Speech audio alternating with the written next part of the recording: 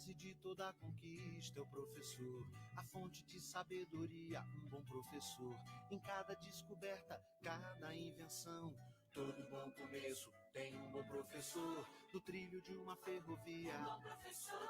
No bisturi da cirurgia, um bom professor. No tijolo da olaria, no arranque do motor, tudo que se cria tem um bom professor.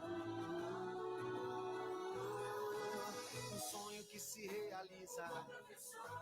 Cada nova ideia tem um professor.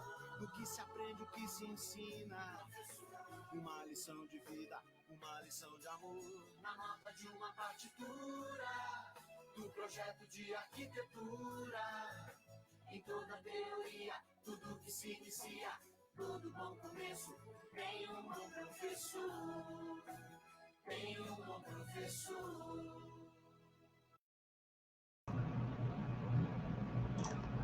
Olá, pessoal, olá a todos que estão nos assistindo aqui na Sala 3. Hoje a gente inicia com mais uma palestra aqui para vocês. Palestra esta proferida pelo professor Fernando Sellery, meu colega de trabalho aqui, meu parceiro e também meu chefe, né? É o diretor do nosso campus.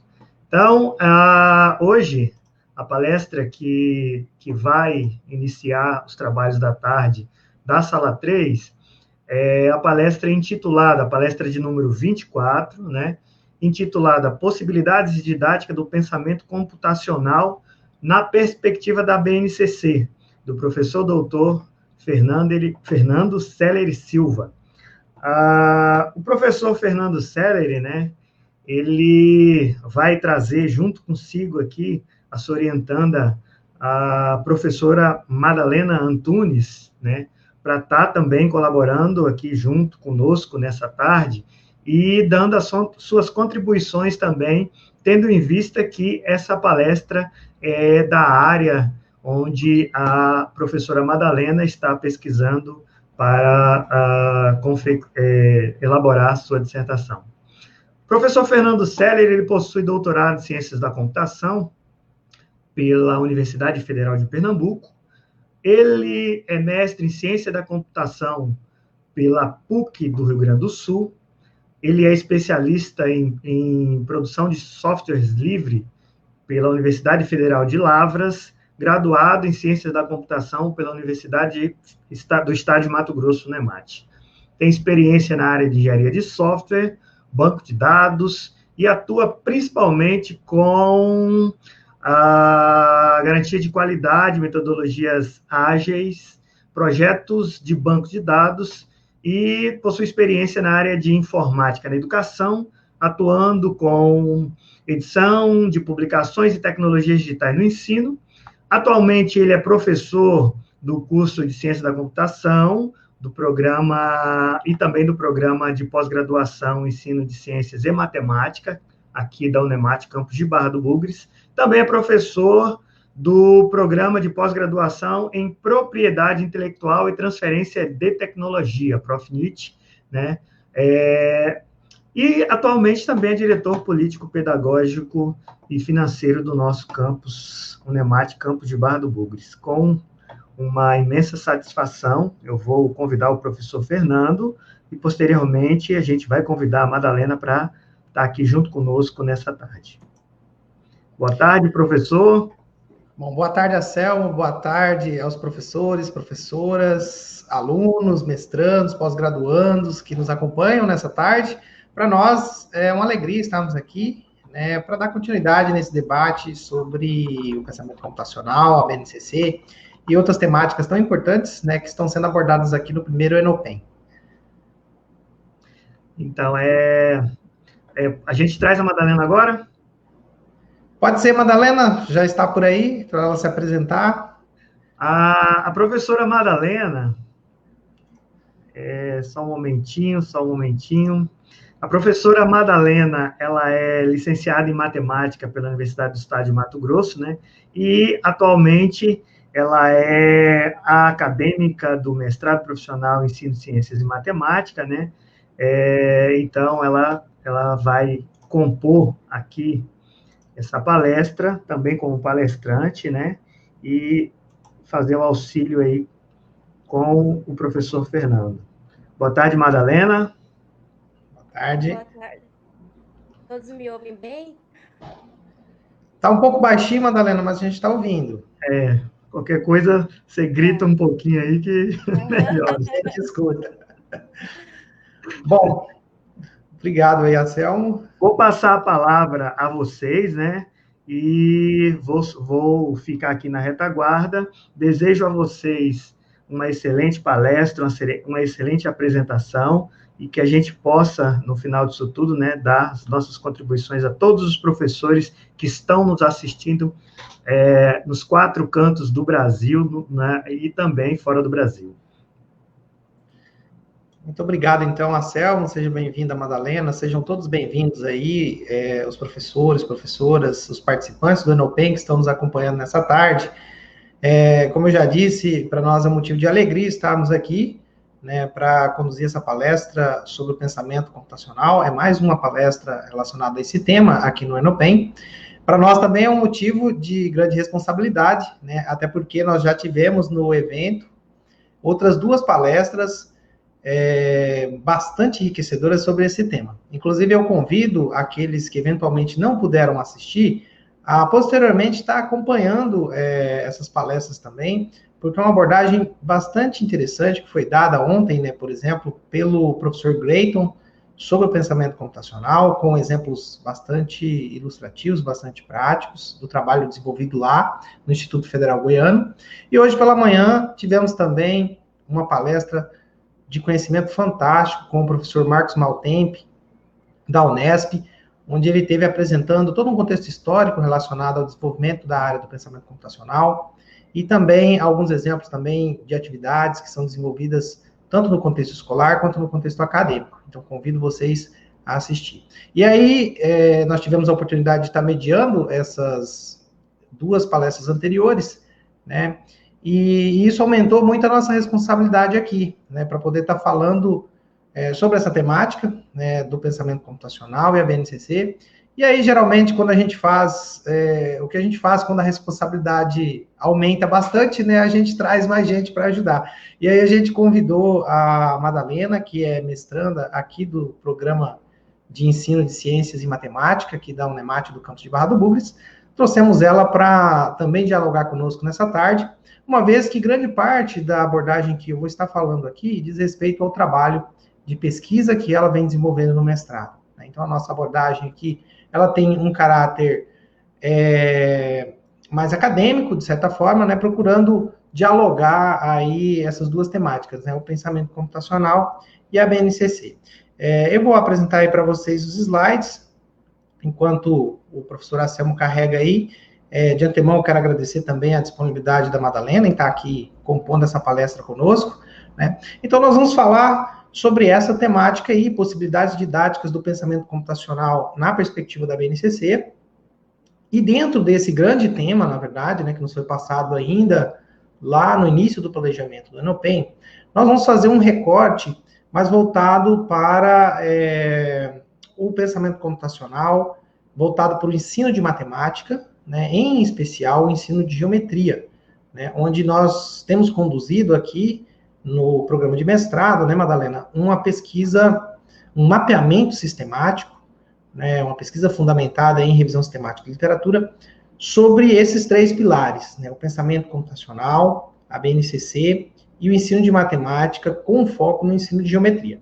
Então, seria até prudente, talvez, da minha parte, ter colocado 2 pontos ali, um subtítulo, mas como já estava um pouquinho extenso o título, eu optei por manter a titulação aí da palestra da forma como a gente havia combinado anteriormente, mas está dentro da grande temática, né?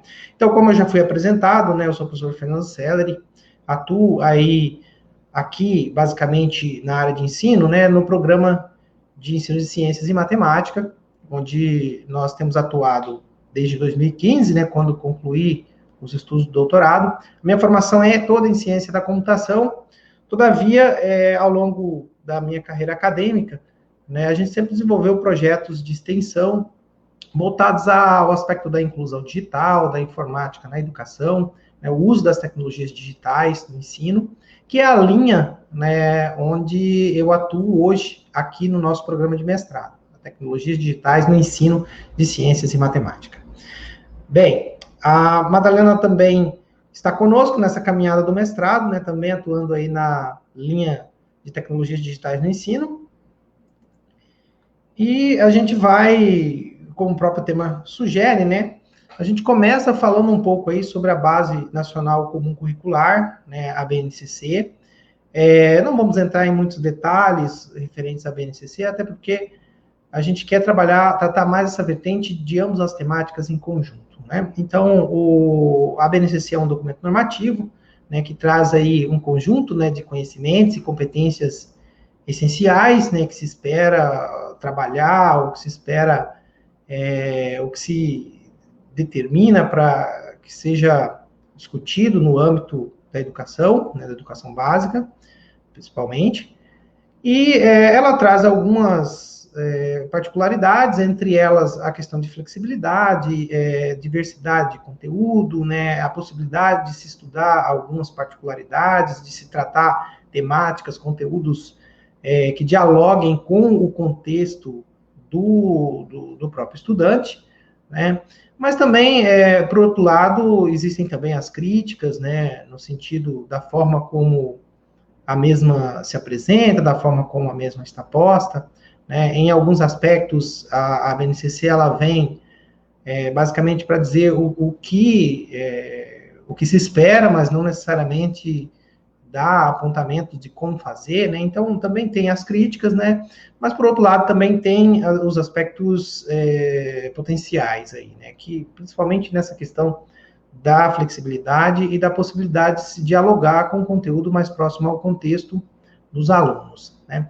E nesse contexto, né, de proposição de uma nova BNCC, né, espera-se também uma reelaboração dos currículos, né, pelas escolas, uma rediscussão daquilo que se ensina, daquilo que se aprende no âmbito da educação básica, né, como um todo, né? Um processo aí que vinha bastante forte, né, nos últimos anos, né, de 2018 para cá, basicamente, né? Esse ano, de certa forma, passou por grandes transformações, como acredito que todos nós passamos, decorrência da pandemia, né? Mas é uma realidade, né, que nós já estamos lidando com ela, né, e imagino que vocês, que são professores da educação básica, estão lidando com ela de uma forma muito mais próxima que a gente que está aqui na universidade, né, e passado esse momento de pandemia, esse diálogo com relação à BNCC, ele deve permanecer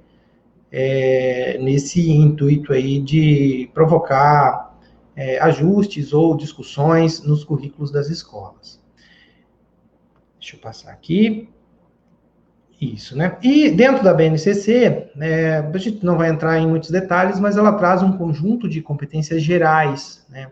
E basicamente são 10 competências gerais, né? Eu trouxe essa figura que, apenas para ilustrar essas competências, né? Não é intuito nosso ficar discutindo cada uma delas, né? Até porque, inclusive, se fôssemos fazê-lo, a fonte aí ficou bastante pequena, teríamos uma certa dificuldade até para a leitura disso, né? Mas, basicamente, dentro dessas 10 competências, a BNCC, ela traz um destaque, ou, melhor dizendo, um chamamento, né, vamos assim dizer, para as questões de tecnologias digitais, para o uso de tecnologias digitais, para o desenvolvimento do pensamento crítico, científico, criativo, aspectos relacionados à comunicação, à argumentação, à cultura digital, autogestão ou autoconhecimento, empatia e cooperação, autonomia do estudante. E dentro dessas competências gerais, o pensamento computacional ele vai aparecer ali, né, em algumas competências, né, digamos assim, com a ênfase maior na competência relacionada, ou nas competências relacionadas ao pensamento científico, crítico e criativo, à comunicação, né, e uma ênfase também muito grande na questão da cultura digital. Então, o pensamento científico, ele permeia ali na nova BNCC nessas competências, né, quando essas competências, elas são basicamente apresentadas, né? E o que vem a ser o pensamento computacional? Né? É muita pretensão, ou seria muita pretensão nossa, tentar trazer uma única definição do que é o pensamento computacional. Até porque existem diferentes definições, diferentes perspectivas, né, diferentes, que variam também, né, essas perspectivas, elas variam também de acordo com o contexto em que se trabalha, em que se está trabalhando, né? Então, nós trouxemos aqui uma definição de pensamento computacional que está lá na BNCC, mas ela não é a única, existem diferentes outras definições de pensamento computacional, né? Inclusive, o fato de trazer essa definição da BNCC não significa que a gente deve ficar somente preso a ela, né? A gente está trazendo aqui em função da temática, né? Então, para a BNCC, né, da forma que está lá na página 474, né, o pensamento computacional ele envolve as capacidades de compreender, analisar, definir, modelar, resolver, comparar e automatizar problemas e suas soluções, de forma metódica e sistemática, por meio do desenvolvimento de algoritmos. Se a gente for considerar essa definição, pelo menos na minha leitura, né, e diante de tudo que a gente já ouviu ontem e hoje, das palestras que antecederam, a gente percebe que essa definição, eu poderia caracterizá-la como um pouco tecnicista, né? Ela parece que tende a nos levar, né, para essa questão de que o pensamento computacional pressupõe necessariamente o uso de tecnologia digital, em especial aspectos de programação e de computação, né? Mas, como nós já vimos, né, nas outras atividades do evento, o pensamento computacional não se restringe só a isso. Nós temos diferentes possibilidades de se trabalhar o pensamento computacional, né, inclusive com atividades que usam tecnologias digitais e atividades que não usam tecnologias digitais. Aqui nessa palestra, nós vamos estar dando ênfase nas atividades que utilizam tecnologias digitais, principalmente aquelas voltadas para o ensino de geometria. Todavia, né, é possível também se trabalhar o pensamento computacional sem o uso de tecnologia digital, né, utilizando, por exemplo, como o Grayton apresentou ontem, né, o professor Grayton, do IF Goiano, ele apresentou a possibilidade de trabalhar, inclusive, robótica com materiais recicláveis, né? Então, tem diferentes possibilidades de trabalhar o pensamento computacional. Na BNCC também, o pensamento computacional, ele é muito... ele é citado, na verdade, poucas vezes, né? E nos momentos em que ele aparece ali, ele está associado, ou ele dá a entender, está associado à área de matemática. Mas também o pensamento computacional pode ser empregado em diferentes áreas do conhecimento. É possível, por exemplo, trabalhar o pensamento computacional nas ciências, né, e indo de uma forma um pouco mais ampla, né, pelo que a gente já leu, pela literatura que a gente já teve acesso. É possível trabalhar também na área pedagógica, na área de letras, né? Então, tem diferentes abordagens, por exemplo, na área de letras, seria trabalhando com a construção de textos que visam repassar instruções, por exemplo, né? Então, o pensamento computacional pode ser aplicado em diferentes áreas, não necessariamente na área da computação e não necessariamente na área de matemática, né? Nós tivemos hoje, na palestra anterior, do período da manhã, essa figura aí sendo apresentada, né, ela foi introduzida pela SBC, a Sociedade Brasileira de Computação. Todavia, naquela ocasião, ela foi apresentada com o conceito computação ali no meio. E a gente traz aqui agora, né, uma adaptação dessa figura, onde ali ao centro, né, nós temos o pensamento computacional, justamente para dialogar um pouco sobre os pilares do pensamento computacional, né? Ainda existe, em alguns casos, uma certa dificuldade em se entender esse conceito, né? E, de fato, não é fácil, até porque ele varia de acordo com a área, de acordo com o contexto em que se aplica, né? Então, se fosse para a gente dizer o que não é pensamento computacional, talvez fosse até mais fácil, né? Então, por exemplo, o simples fato da pessoa estar usando o computador não é pensamento computacional, né? O simples fato também da pessoa, ou do estudante, ou do professor, ele ter um completo domínio das mídias sociais, né, que estão postas aí, né, as ferramentas de comunicação, O simples uso dessas ferramentas também não é pensamento computacional, isso está mais próximo do que se chama de letramento digital, né? E também o fato da pessoa ser um programador, né, um exímio programador que domina os códigos de programação aí nas linguagens mais atuais, né, Java, Ruby on Rails, entre outras linguagens, né, Python, que é uma linguagem bastante recente e atual, né, aplicada em diferentes áreas. Isso também, por si só, não podemos dizer que ele está aplicando o conceito do pensamento computacional. Talvez até esteja aplicando o conceito do pensamento computacional, mas na vertente da ciência da computação.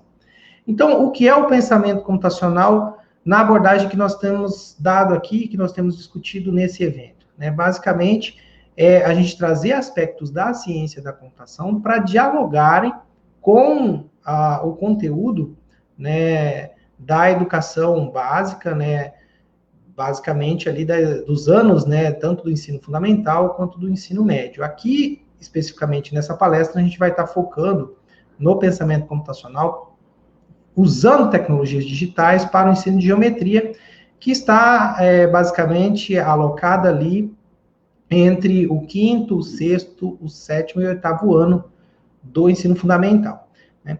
Mas aí dentro desse conceito, né, desse contexto de pensamento computacional, nós temos alguns pilares, né, como o conceito da abstração, né, que vai envolver dados, processos, técnicas de construção de algoritmos, né?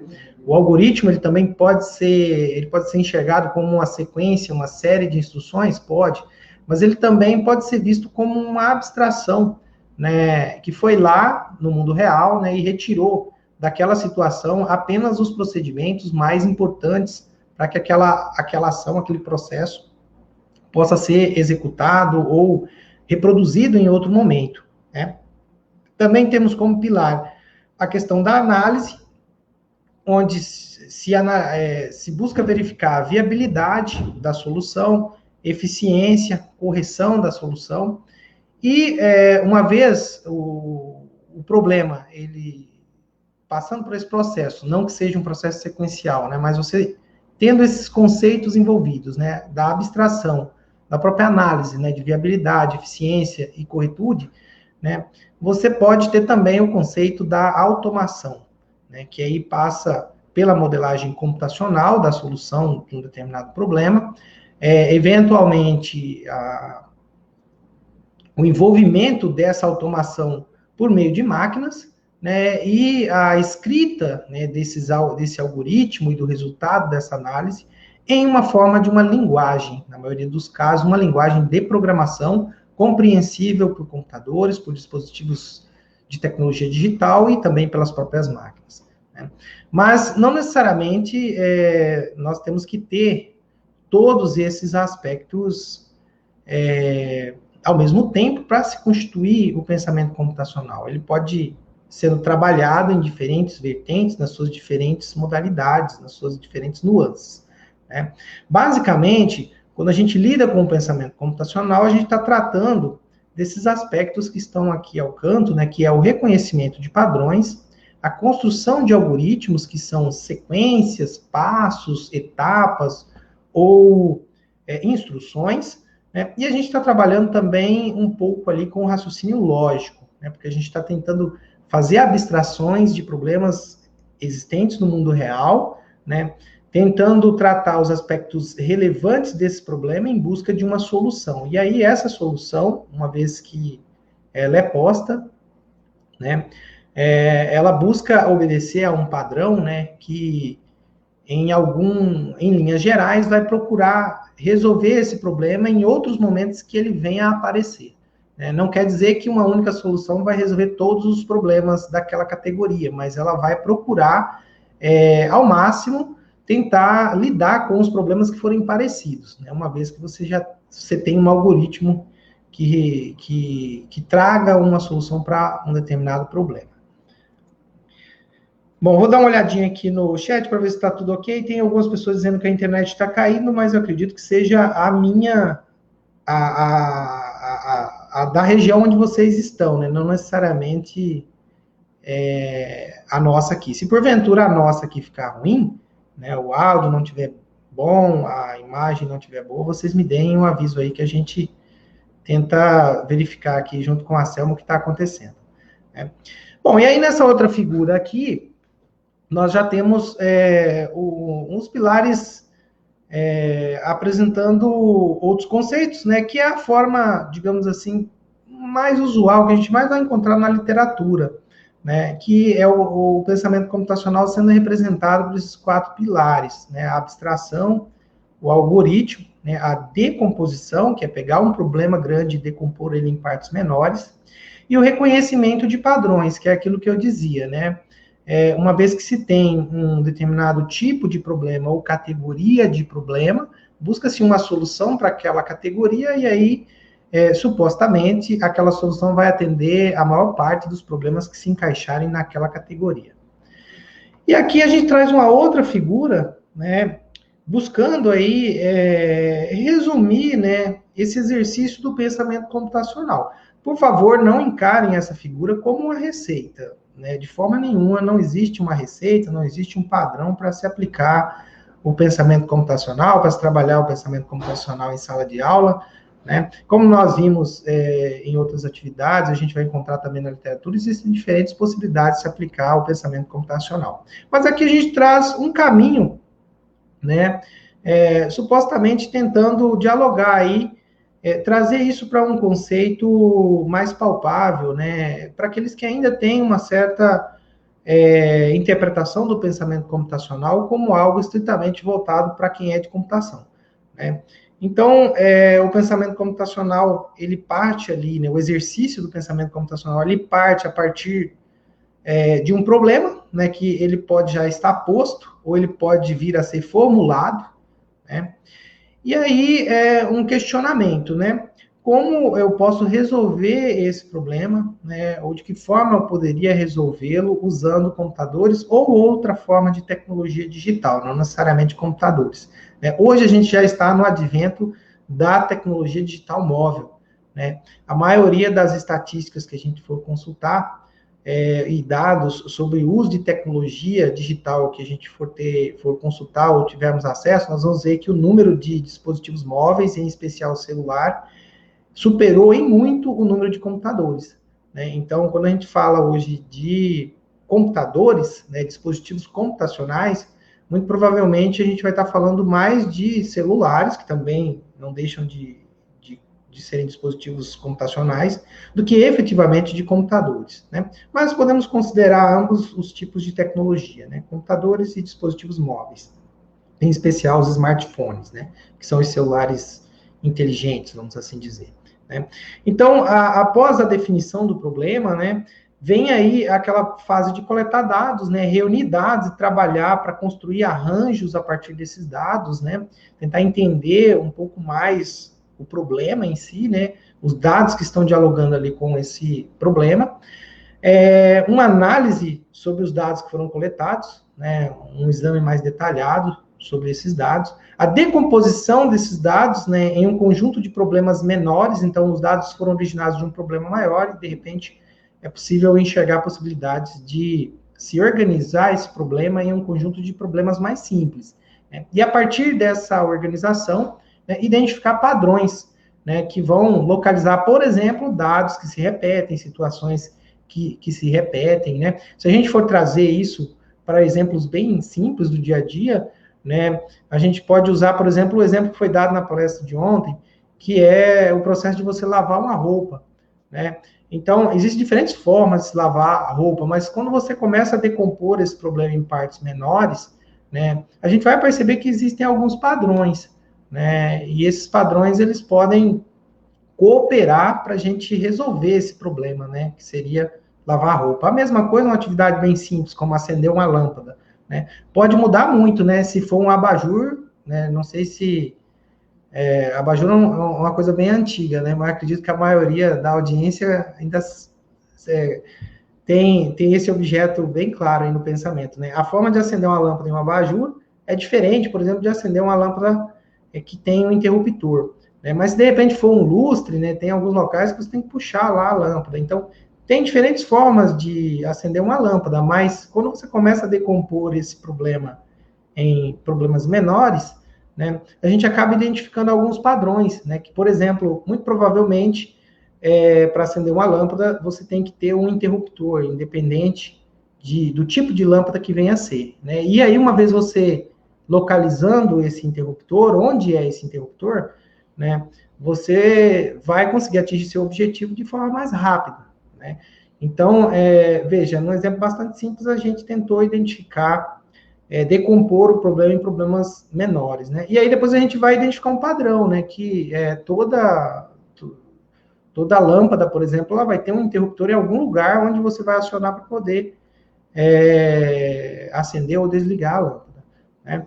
E aí, uma vez identificados esses padrões, a gente pode trabalhar com abstrações, né? Que é, por exemplo, simplificar, né, os processos, selecionando características que são realmente importantes do problema em questão, né, e em continuidade a esse processo, né, criado aí um algoritmo que é uma sequência, né, de pequenas soluções, pequenas instruções, né, que vão resolver o problema, né, ou que buscam cooperar para a resolução daquele problema, né. Um algoritmo, ele pode ser construído de diferentes formas, né? A gente tem um algoritmo computacional, geralmente representado em uma linguagem de programação, como essas que eu já mencionei, né, Python, Java, ou outra, PHP, enfim, outras. Mas a gente pode ter também o algoritmo representado em linguagem natural, né, uma linguagem mais próxima da nossa. Se a gente for usar o exemplo bem simplório, né, aquela velha receita, né, de bolo, ou receita de se preparar um determinado prato, de forma geral, né, ela pode ser entendida como um algoritmo, né, que traz uma sequência de passos, uma sequência de etapas ou atividades que vão colaborar aí para a resolução de um determinado problema. E, a partir disso, construir modelos, né, simular, testar, experimentar, procurar falhas, né. Então, o algoritmo em si, ele não é, muito embora ele represente uma consolidação de todo aquele processo, né, que culminou da identificação do problema até uma solução, ele não é algo imutável, né? Ele é algo que pode ser ajustado, alterado, né, melhorado, né? Computacionalmente, a gente tem uma área da computação, né, lá dentro da ciência da computação, que se dedica apenas apenas não, né? Dá um trabalho danado. Se dedica à otimização de algoritmos, né? E o trabalho dessa área é avançar na melhoria, nos ajustes mais finos dos algoritmos. Então, o algoritmo em si, uma vez chegado a ele, não significa que esgotou-se a criatividade, não. É possível estar redefinindo ele, ajustando. Então, tem diferentes possibilidades de se trabalhar, mesmo após, né, o estabelecimento dos passos. E aí, falado um pouco desse meu ponto de vista, né, do que é o pensamento computacional, a gente vai comentar um pouco aqui como está essa questão da pesquisa, né, com relação ao pensamento computacional e à BNCC, né? O que as pesquisas estão dizendo sobre isso, né? Sobre essas duas temáticas, né? Para fazer essa consulta aí, né, as pesquisas, nós recorremos aí aos conceitos da revisão sistemática de literatura, né? Não aplicamos a revisão pura, né? Basicamente o que a gente tem feito, juntamente com a Madalena, é desenvolver um mapeamento sistemático, mas esse mapeamento sistemático, ele tem as suas origens ali na revisão sistemática de literatura, que objetiva, né, identificar, avaliar, apoiar, né, os estudos relevantes disponíveis sobre uma determinada temática, sobre uma determinada questão de pesquisa, né, ou fenômeno de interesse na definição ali oriunda de Kitcher. E a revisão sistemática de literatura é um método científico, né, é empírico, que teve sua origem lá na medicina, né, ainda numa abordagem quantitativa, né, buscando identificar um conjunto de trabalhos que haviam usado um determinado procedimento, um determinado medicamento para tratar um determinado tipo de doença, né. E ao longo de sua evolução, ela foi introduzida em outras áreas, né, e ao ser introduzida em outras áreas, ela acabou ganhando uma abordagem de análise também qualitativa, né? Abordagem essa que hoje também é usada na medicina, né? Uma vez que não basta, em alguns casos, né, apenas se ter um tratamento estatístico, né?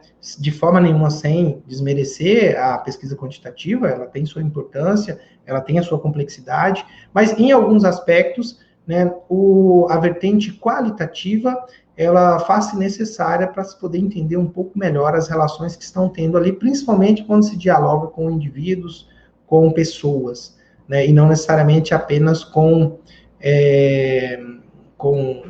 compostos químicos, como era lá no início, né, medicamentos, reações, entre outros. E aí, para a gente poder fazer esse estudo aqui, a gente definiu um protocolo, né, a própria revisão sistemática de literatura, ela dialoga um pouco com esse conceito, né? Tem um conjunto de instruções a serem seguidas, né? Dá até para a gente tentar fazer uma espécie de analogia entre o pensamento computacional e os processos, né? As etapas, né? As sequências de uma revisão sistemática de literatura. Mas, enfim, não é objetivo nosso entrar nesse mérito, nessa discussão, né? Basicamente, o protocolo de uma revisão sistemática de literatura orienta a gente a fazer, primeiro, a busca pelos estudos, né, a partir de questões de pesquisa, a partir de buscas automáticas e, eventualmente, buscas manuais, né? Depois, um processo de seleção dos estudos, onde vão ser aplicados critérios de inclusão e exclusão, a avaliação da qualidade desses estudos, desses resultados que foram retornados, né? Extração dos dados daqueles estudos que forem de fato relevantes à temática pesquisada e, por fim, uma síntese e discussão desses resultados. Basicamente, o processo que a gente procura empregar aqui nas revisões sistemáticas, nos mapeamentos sistemáticos que nós temos conduzido, ele traz, então, essas duas vertentes, né, a busca automática e a busca manual. A busca automática ela é feita através de um conjunto de termos de busca, palavras-chave, maioria dos casos, né, que são concatenadas aí com operadores booleanos para poderem formar uma string de busca que vai ser executada aí nos mecanismos de busca, por exemplo, o Google Acadêmico ou outros mecanismos, né, mecanismos internacionais, como Science Direct, Scopus, o I3E, ACM, entre outros. Né? Mas a gente também pode fazer uma busca manual, né, que é basicamente acessar a lista de artigos publicados em revistas, em conferências, né, e ir olhando ali os títulos dos trabalhos publicados em cada volume, né, desses eventos e dessas revistas. Né? Uma vez feitas essas buscas, né, a gente tem um primeiro objetivo na segunda etapa ali, que é identificar os chamados estudos potencialmente relevantes, onde a gente lê ali os títulos, os resumos, né? Aquilo que for relevante a gente traz, aquilo que fica em dúvida, que houver dúvida também traz, né, para a etapa 3, que é, de fato, a aplicação dos critérios de inclusão e exclusão, lendo daí os títulos, os resumos, a metodologia, quando é o caso, se necessário, até o estudo como um todo, para poder verificar se aquele estudo é, de fato, relevante ou não. E aí, na etapa 4, uma vez já tendo os artigos que de fato, ou os estudos que de fato respondem àquela nossa temática de pesquisa, a gente faz a chamada síntese, né, ou a apreciação crítica desses estudos.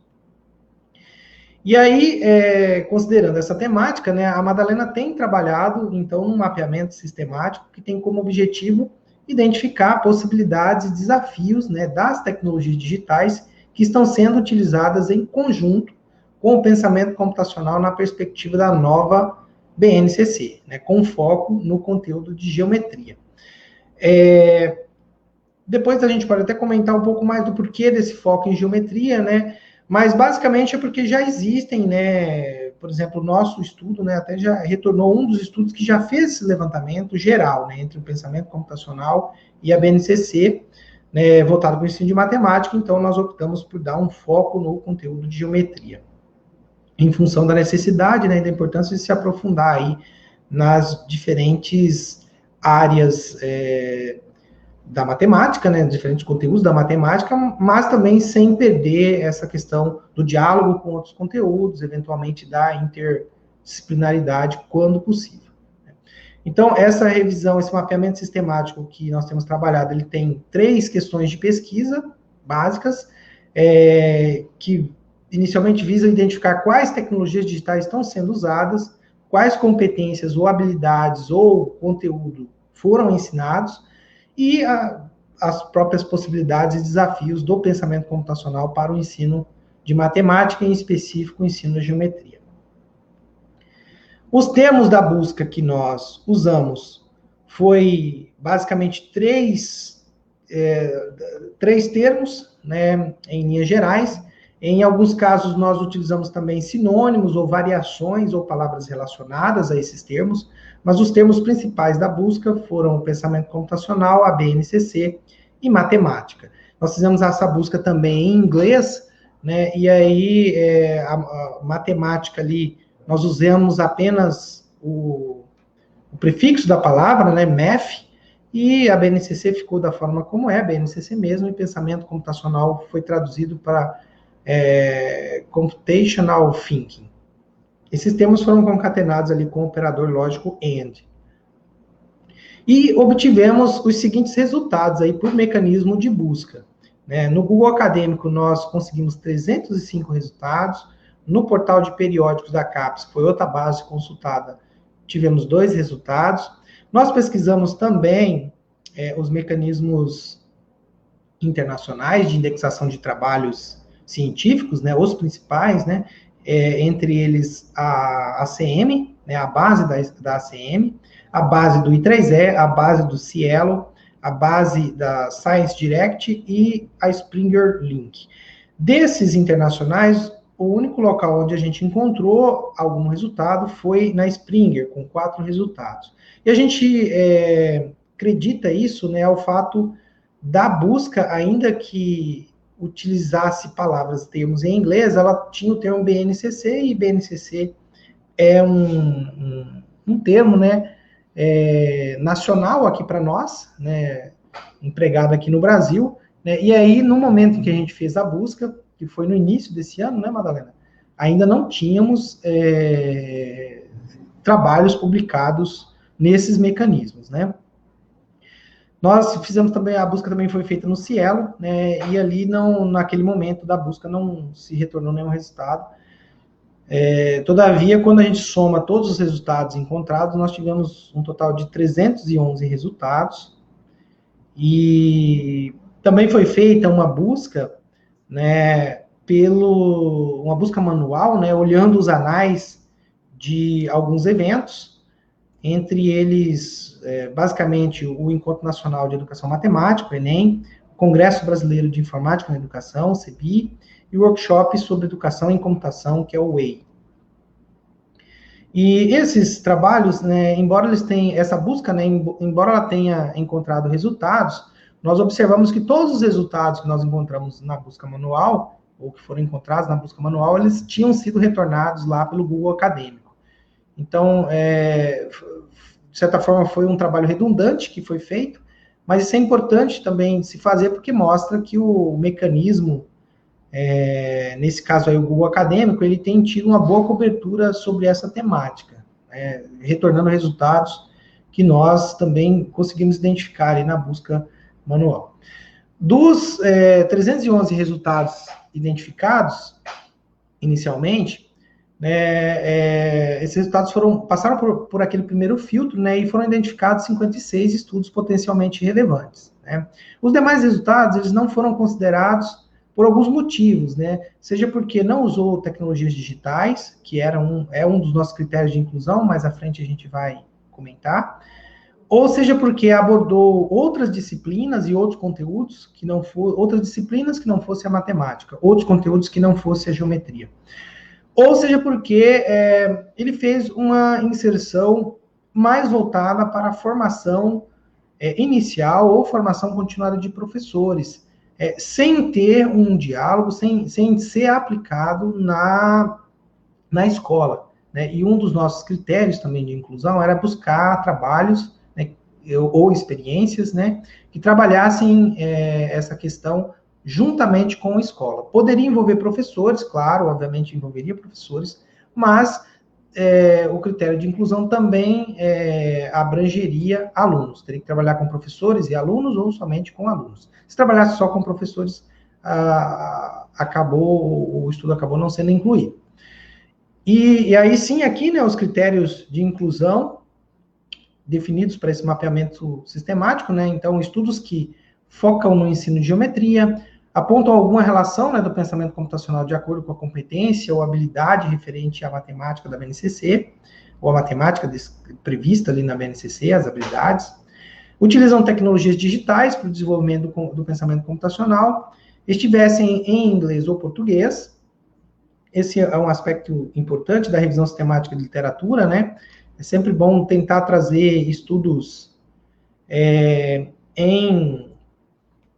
não só em português, para a gente ter um contexto nacional, né, mas também em inglês, para a gente ter uma visão, eventualmente, do que está sendo publicado fora do país, né? E estudos publicados, nesse caso, nós consideramos estudos publicados até 2019, né? E que apresentassem dados empíricos, teóricos ou relatos de experiência, né? Como critério de inclusão, né, foram excluídos daí estudos que não abordavam tecnologias digitais, né, esses 4 pilares, né, tecnologias digitais, pensamento computacional, BNCC e geometria, estudos que associavam tecnologias digitais em outras áreas, estudos que se concentravam ou nos anos iniciais do ensino fundamental, ou no ensino médio, ou no ensino superior, que também teve resultados referentes a esses estudos, né? Nós também não consideramos, né, editoriais, prefácios, resumos, entrevistas, né? Em síntese, foram considerados apenas artigos completos, né, estudos completos, trabalhos completos publicados, ou trabalhos acadêmicos, né, dissertações e teses. E aí, como resultado desse processo, né, de seleção, foram incluídos 3 estudos, né? E os demais estudos, eles foram excluídos, seja por não abordar os conceitos, os pilares da nossa busca em conjunto, né? Às vezes eles aplicavam de forma isolada, né? Ou se falava de geometria, mas não se usava tecnologia digital, ora usava tecnologia digital, mas não se trabalhava geometria, por exemplo, né? E foram aplicados também, em alguns casos, né, estudos que eram aplicados em outras áreas, como, por exemplo, tem muito estudo ainda tratando essa questão, por exemplo, do pensamento computacional, mas ali no contexto do exercício da informática, do aprendizado de conceitos de informática básica, né, e não era o nosso objetivo. O nosso objetivo era que dialogasse também com a matemática, né? E aí, uma vez tendo esses 3 estudos, nós trabalhamos a síntese dos dados, né? Onde, para fazer essa síntese, nós usamos como recurso de análise, né, como método, conceitos da metaetnografia, né, de Noblat e Hare. E aí trouxemos esses dados foram trazidos, né, por meio de textos e tabelas, né, em alguns casos, quando se tem um número grande de estudos incluídos, faz-se uso também de gráficos, né? Como a gente teve apenas 3 estudos incluídos, nós optamos por trabalhar com textos e quadros ou tabelas, né? E aí, esses foram os estudos que foram incluídos, né? Os 3 estudos são de 2019, né? E eu gostaria de convidar a Madalena para falar um pouquinho mais sobre esses estudos, né? De dizer o que eles estão tratando, né? Qual temática que eles abordam, né? Até porque foi ela que mergulhou, digamos assim, nos dados, né, que foram extraídos desses estudos, né, para poder apresentar aquilo que a gente buscava, né, quando nos propusemos a fazer esse mapeamento sistemático. Madalena, está na escuta aí? Sim. Tá me ouvindo? Sim, está um pouco baixo, mas se aumentar um pouquinho aqui eu consigo ouvir. Ok. Então, continuando a apresentação, boa tarde a todos. Eu sou a Madalena, orientanda do professor Fernando Selleri. Nessa revisão que realizamos, encontramos 3 trabalhos publicados no ano de 2019. Todos esses 3 são dissertações de mestrados. Pode passar, professor. Isso. Aqui tem os dados gerais desses 3 trabalhos. Os 2 primeiros trabalharam com alunos e o terceiro estudo foi só teórico, a pesquisa. Esse terceiro estudo, ele também empregou, na verdade, uma revisão sistemática, né? Ele fez uma revisão sistemática sobre o pensamento computacional e a BNCC. E aí, ele não se limitou à BNCC, ele trouxe, né, Madalena, Também o currículo de referência do ensino básico que foi proposto pela Sociedade Brasileira de Computação. Assim como a gente tem a BNCC, né, que é um documento orientado aí pelo Ministério da Educação, né, a Sociedade Brasileira de Computação, ela tem uma câmara que ela discute essa questão da inserção de conceitos de computação, de informática e do próprio pensamento computacional no ensino básico. Né? Ela tem até um evento que discute isso, aquele workshop, né, de educação em informática, né, e ela tem um orientativo, né, de como trabalhar o pensamento computacional, e esse terceiro estudo ele trouxe isso consigo, né, não só a BNCC, mas também esse currículo da SBC. Posso passar, Madalena? Sim. Eu acho até importante comentar um pouquinho pelo fato da nossa questão de pesquisa abordar ou trazia competência ou habilidade, e como esse estudo ele trouxe as habilidades, trouxe a competência da SBC e a habilidade da BNCC, por isso ele foi incluído na nossa revisão. Exato. O estudo 1, Câmara 2019, objetivou pesquisar sobre como a aprendizagem e a aprendizagem matemática, relacionando o pensamento computacional, ele pode trazer possibilidades para o ensino. Esse estudo foi desenvolvido em 2 momentos. O primeiro, participaram 36 alunos de escola pública e particular, do 4º ao 7º ano do ensino fundamental. E eles tinham na faixa etária de 9 a 13 anos. Nesse estudo, trabalhou a competência 4 e 5 e habilidades do 6º ao 7º ano. Os 3 primeiros encontros, para interação com o ambiente, os alunos foram motivados a realizar 14 níveis de atividades com essa tecnologia digital, a primeira aqui citada, code.org.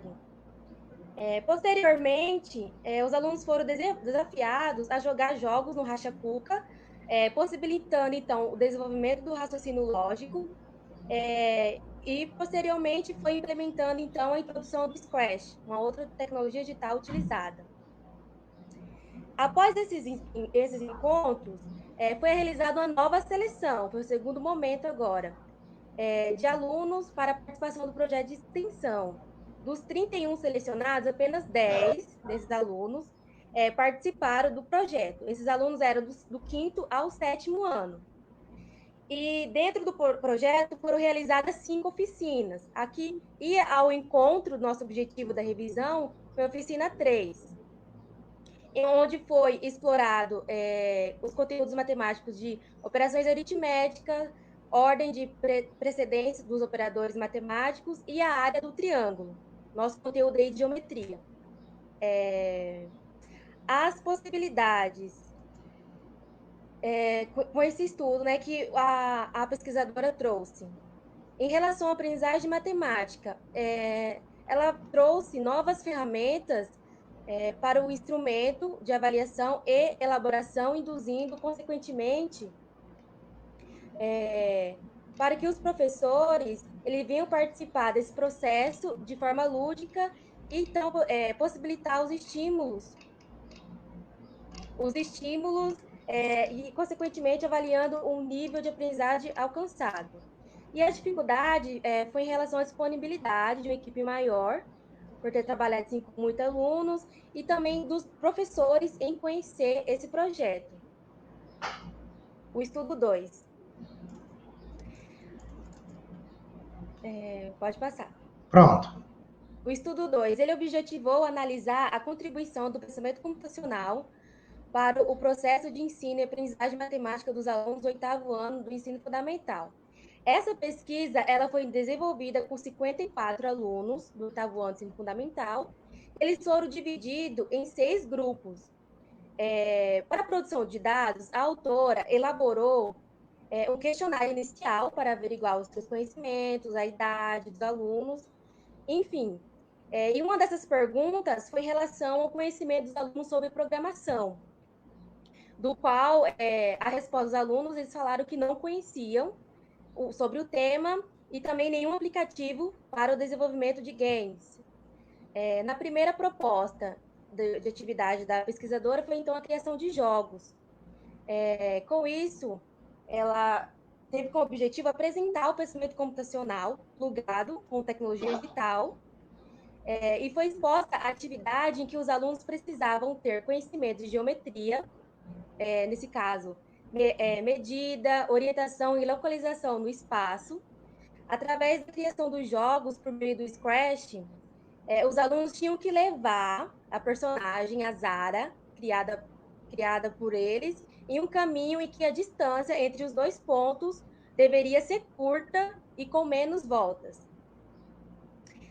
Sobre as possibilidades, nessa pesquisa é apontado, então, sobre fazer uma aproximação entre o currículo escolar e a interdisciplinaridade, incluindo o pensamento computacional, e também reforça sobre trabalhar com a formação de professores como um objeto de estudo, uma maneira de estudo, e as suas possibilidades, além da motivação, colaboração, criatividade e busca por solução e participação. Os desafios foram em relação à falta de computador, bem como o acesso à internet. E, por fim, o último estudo, que foi teórico, Pode passar, professor. O estudo 3, ele teve como objetivo apontar detalhes da conexão entre as habilidades com base no currículo da SBC, Sociedade Brasileira de Computação, a respeito do pensamento computacional e as de matemática fundamentadas na BNCC. As atividades sugeridas, elas orientaram a abordagem com diferentes metodologias de ensino para o ensino fundamental, do primeiro ano dos anos iniciais até o nono ano até o nono ano do ensino fundamental. E as que consideramos importante que ia ao encontro do objetivo da nossa revisão foi a atividade do sétimo ano, em que consistia em desenhar polígonos regulares, figuras e recriar bandeiras. Para fazer as atividades, foi utilizada a tecnologia digital, o Superlogo e o Scratch. A BNCC ela foi referenciada nas atividades relacionadas à questão de objeto de conhecimento, sendo polígonos regulares, quadrado e triângulo equilátero, cada uma com suas respectivas habilidades. As sugestões de atividades ainda elas incluíram desenhar polígonos e também o desafio das bandeiras, que constituíam, então, a categoria de criar e aplicar.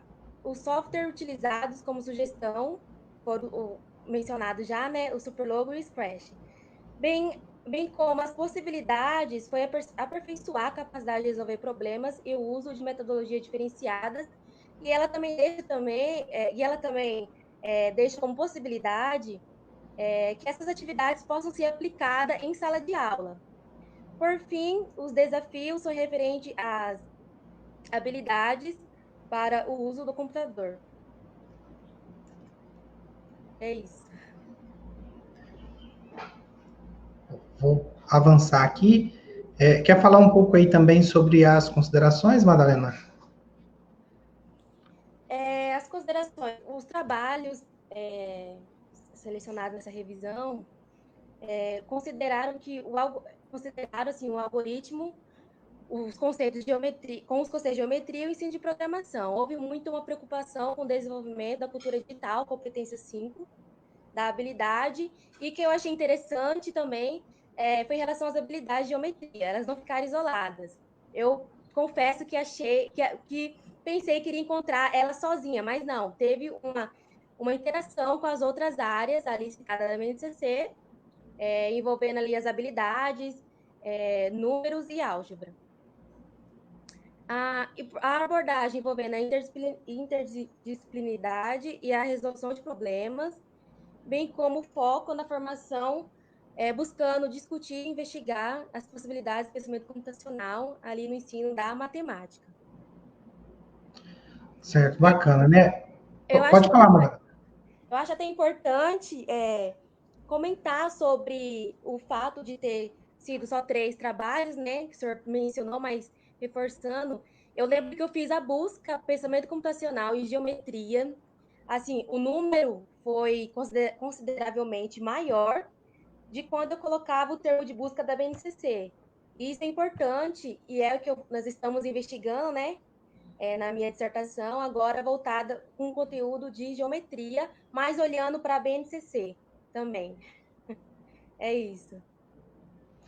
Bacana, né? E aí, assim, acho que os 3 estudos, como apresentado aí pela Madalena, né, eles trazem um conjunto aí de possibilidades, né, dentre as quais fica bastante, se destacam, né, esses aspectos que estão ponderados aí, né, esse diálogo, né, entre os conceitos da geometria e, em paralelo ali, o ensino de programação, né, capitaneado principalmente pelo uso do software Scratch, que se destacou nesses 3 trabalhos, né, ambos os trabalhos utilizou esse recurso, né, esse software, essa tecnologia digital.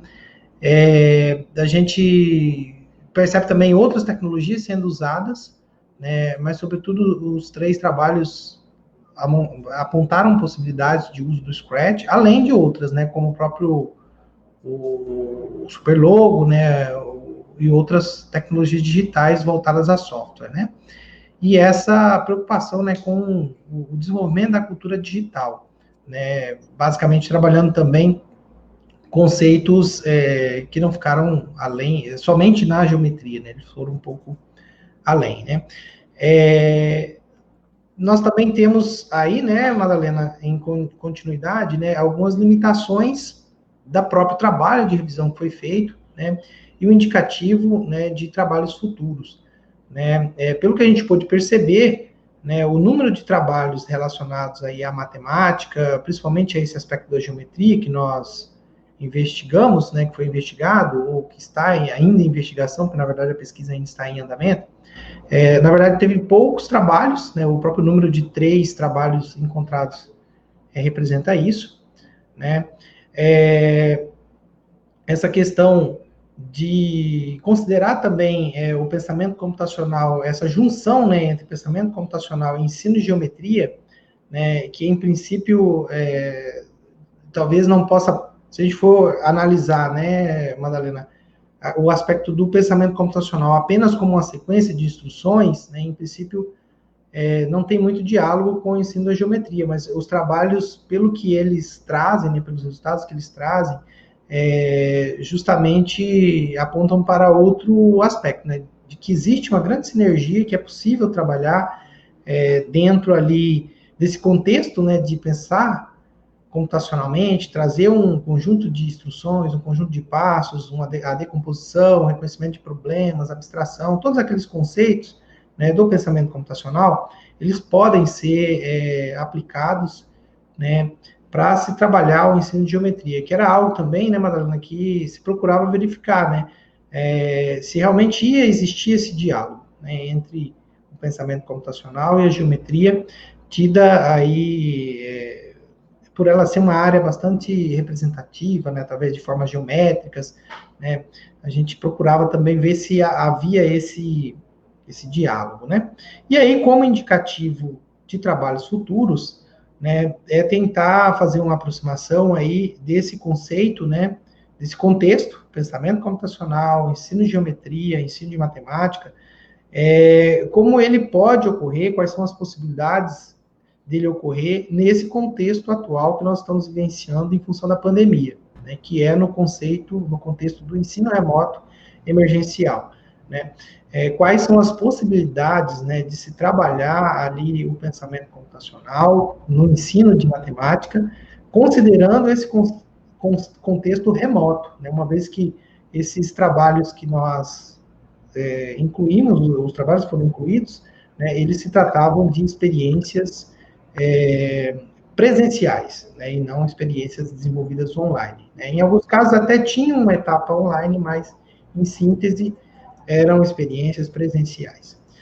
Bom, a gente fica por aqui, né, aqui estão as referências que foram citadas na apresentação, bem como o crédito das imagens. A gente deixa o nosso muito obrigado, né? Esperamos que esse diálogo aqui, né, esses conceitos, esses apontamentos que a gente trouxe referente à nossa visão sobre o pensamento computacional, a forma como nós temos feito pesquisa envolvendo pensamento computacional e ensino de matemática, a gente espera que tenha contribuído com a dinâmica do evento, com aquilo que vocês esperavam ao participar, ao assistir essa palestra, e a gente fica à disposição de vocês, aí por meio do professor Anselmo, que já está aqui a posto para fazer a mediação. Obrigado, Fernando, obrigado, Madalena, as contribuições e a discussão, uma discussão muito proveitosa para quem esteve assistindo, mas, particularmente, eu fiquei com uma dúvida, e acho que a primeira coisa, ao retomar, justamente, eu sou professor e trabalho na área de geometria, e eu queria perguntar para vocês se vocês têm algum motivo específico que levou a vocês escolherem geometria para investigar, né, levando em conta o pensamento computacional dentro da área de conhecimento. Quer falar, Madalena? Bom, foi de acordo com as experiências que eu tive. Quando eu estava no 7º semestre, tive a oportunidade de lecionar do sexto ao 8º ano. E especificamente com o 8º ano, eu percebi uma dificuldade muito grande em relação à geometria dos alunos, em relação a raciocínio lógico, a visualização. E motivada nesse contexto, surgiu a oportunidade de cursar o mestrado. Eu apresentei, então, a proposta com o professor, e ele sugeriu, então, que nós trabalhássemos com pensamento computacional. E, a partir disso, temos estudado, vendo vários trabalhos publicados em relação ao tema. Assim, eu acho bastante pertinente, justamente porque o andar que a gente caminha, eu acredito que mais cedo, né, as pessoas, elas se formalizem que determinadas coisas, como elas se apresentam, elas têm evidências do pensamento computacional, elas carregam evidências do pensamento computacional, e isso, eu acredito que vai se tornando cada vez mais visível, né? E essa discussão eu acho totalmente pertinente. Tem uma pergunta aqui, eu acho que é uma pergunta, eu vou tentar, né? É do Léo Sentosi. Ele diz o seguinte, ele pergunta, mais resumidamente, se a Sociedade Brasileira de Computação, ela tem algum posicionamento em relação ao pensamento computacional presente na BNCC. Bom, na verdade, pelo meu entendimento, esse currículo orientativo que a SBC traz, né, ele visa discutir um pouco mais essa questão do pensamento computacional, de como ele pode ser trabalhado ali, ou como ele pode estar presente na educação básica. Então, em alguns pontos, esse orientativo, ele vai tentar, de certa forma, detalhar um pouco mais, né? Eu acho que o próprio Léo Sentosi, né, mais à frente, num comentário, ele disse que, segundo o professor Bortolossi, a BNCC não diz o que seria o pensamento computacional, né? E óbvio, a gente está de acordo, né? E esse currículo orientativo da SBC, ele vem nessa esteira de tentar discutir um pouco mais, né? Tentando dialogar ali quais são as competências, as habilidades, né?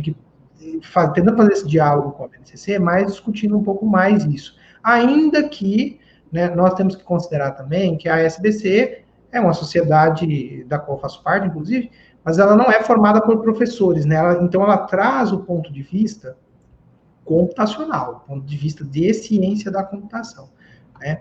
Então, esse orientativo também, ele não deve servir, assim, como a única verdade para se trabalhar pensamento computacional na educação básica. Não, eu acho que ele é mais um dos recursos, né, mais um dos materiais que nós podemos lançar a mão quando queremos discutir isso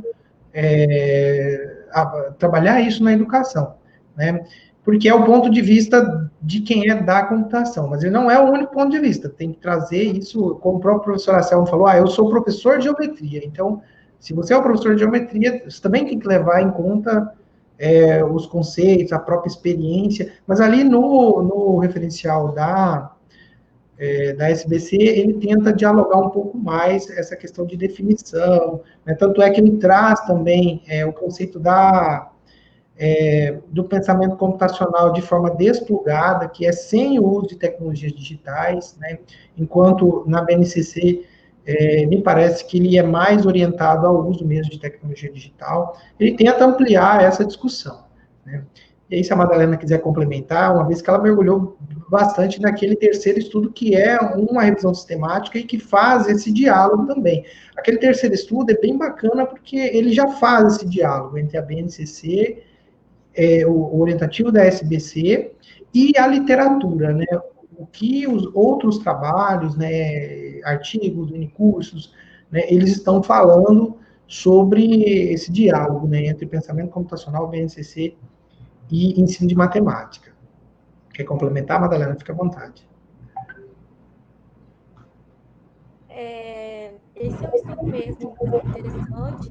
Ele traz as habilidades ali, alinhado à diretriz curricular da SBC para a habilidade do pensamento computacional e também em relação às habilidades da BNCC. Se quiser, eu posso deixar aqui depois, nos comentários, o link dessa dissertação, que é muito interessante, só quem quiser aprofundar mais, né, nesse estudo, eu posso estar deixando aqui depois. No mais é isso. Então, eu acredito que a palestra foi muito interessante, evidenciou um tema aí que é cada vez mais frequente em nossas vidas, em nossa prática profissional enquanto professor e também nas discussões da academia. Eu vou só pedir ao Fernando e à Madalena para deixar suas últimas palavras, e aí a gente encerra os trabalhos desta palestra nessa sala, nesse horário. Madalena, fique à vontade. Faça as honras primeiramente. Eu queria agradecer ao meu orientador, professor Fernando, pela oportunidade. Fiquei um pouco nervosa, é a primeira vez, ao vivo, me desculpem. No mais, estou à disposição também, quiser perguntar para mim, não sou expert, estou estudando para isso, mas também não é nem intenção, né? Sobre o assunto. No mais é isso, agradeço a oportunidade e estou aí, qualquer coisa pode mandar mensagem. Obrigada, professor Selma, e a todos pelos elogios aqui que eu estou vendo. E é isso, valeu. Bom, obrigado à organização do evento, obrigado aí aos participantes, né, que nos deram audiência nessa 1 hora de palestra, né? A gente sabe que nós temos tido muitos eventos online com a pandemia, né, e é cansativo, às vezes, ficar 1 hora sentado aí assistindo, né? Então, a gente agradece a atenção, a paciência de vocês também. Quero agradecer ao professor Anselmo pelo apoio, pela mediação, agradecer a toda a organização do Enopen, parabenizá-los por esse evento fantástico que a gente está tendo a possibilidade de acompanhar, de participar, de interagir, né? Eu costumo brincar, até ali no caso com a Madalena, né, que grande parte das referências do trabalho de mestrado dela, elas estão aqui ao vivo e a cores, né, para poder interagir. Então, isso é muito bom, né, que a gente tem essa possibilidade, assim como ela está tendo essa possibilidade, eu acredito que muitos de vocês que são professores e que estão também estudando ou que têm curiosidade de interagir, está tendo essa possibilidade aqui no evento. Então, deixo meus parabéns à equipe organizadora, parabéns a quem está participando, parabéns pelo empenho, pela dedicação, né, e a gente tem certeza que esse esforço ele será muito bem recompensado, né? Todo investimento em conhecimento, ele mais cedo ou mais tarde, ele é recompensado, seja através da nossa prática, seja através da nossa do nosso próprio dia a dia mesmo, a gente poder aplicar isso, poder entender um pouco mais da tecnologia, né, que está à nossa volta, né? De certa forma, eu penso que o pensamento computacional, ele vem nessa vertente também, da gente compreender um pouco mais da tecnologia que está à nossa volta e como essa tecnologia ela pode dialogar com conceitos matemáticos, com conceitos de outras áreas também, tentando trazer isso de uma forma, esses conceitos de uma forma mais palpável, de uma forma que a gente pode aplicá-los nesse novo cenário que a gente tem vivido, que é o advento das tecnologias digitais, e também em outras situações que não necessariamente usamos tecnologias digitais, mas precisamos entender essa dinâmica, né, de pensar computacionalmente. Então é isso, meu muito obrigado, e até uma próxima oportunidade. Grande abraço para vocês, saúde, que vocês tenham aí um ótimo final de ano. Então, a gente agradece a todos. A sala 3 continua com palestra. Agora nós vamos ter a palestra da professora doutora Maria da Graça Viana, contextualização dos conceitos matemáticos na prática do professor que ensina matemática.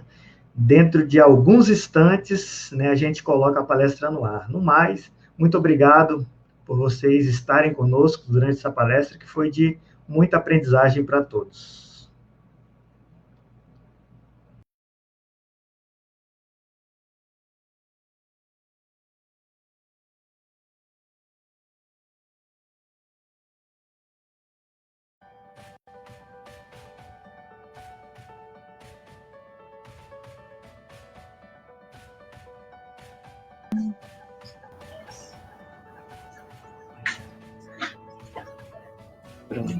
Oi!